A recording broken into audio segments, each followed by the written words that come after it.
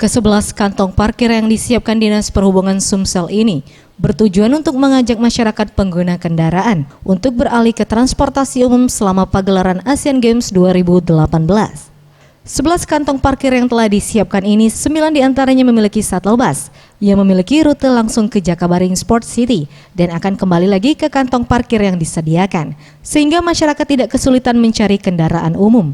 Sementara 2 kantong parkir lainnya seperti di bawah Ampera dan bekas gedung Cineplex tidak memiliki bus shuttle. Ada 11, sekarang ada 11, 9 kantong parkir kita disiapkan juga dengan bus shuttle. 9 kita siapkan dengan bus shuttle dan 2 kantong parkir saja tidak ada bus shuttle.